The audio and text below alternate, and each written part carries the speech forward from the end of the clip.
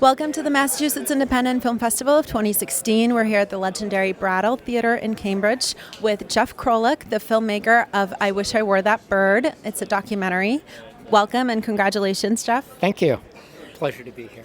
Tell us a little about how this story found you. I have known the subject of the film, James, for, 15 years through my work at a community mental health program. So I've always been fond of James' art. I've been kind of delighted to follow the progression of it over years. And I had the opportunity a couple of years ago to have a group of people who were interested in making a film about somebody who was dealing with the challenge of a mental illness.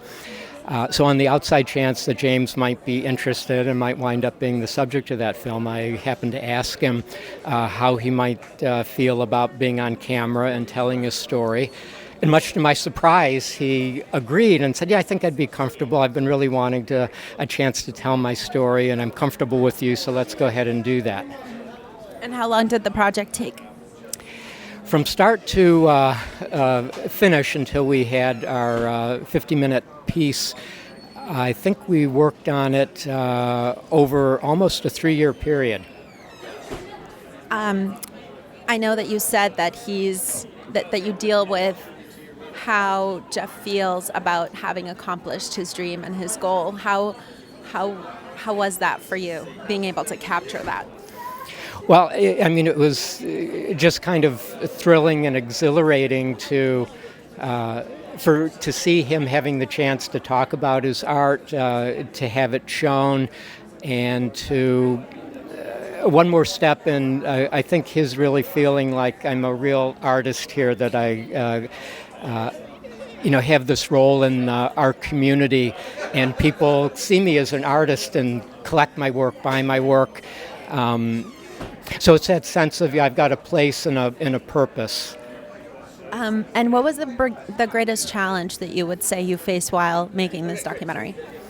I think the greatest challenge was balancing being able to be there naturally with James and film and record sound, and have him feel comfortable.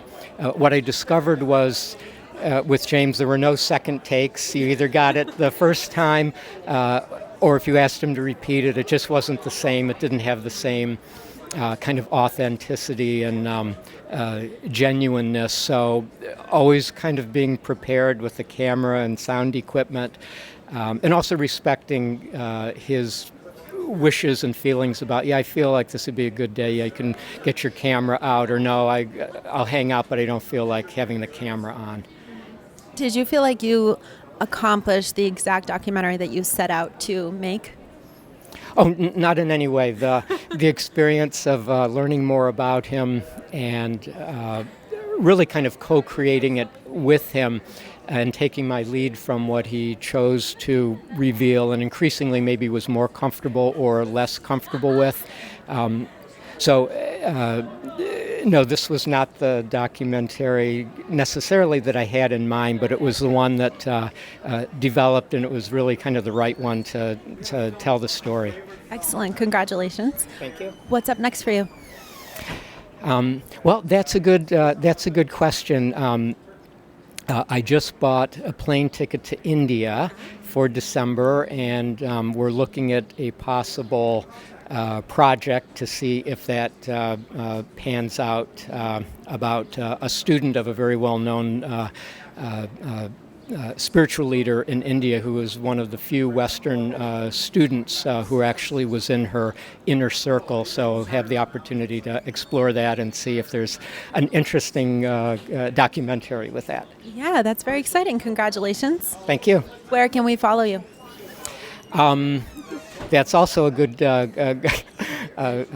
question. I don't have a website per se, but I'm also very happy to correspond with anybody who wants to be in touch with me at jeffkrolick.net. Excellent. Thank you again, and congratulations. Thank you very much. It's a pleasure to be here.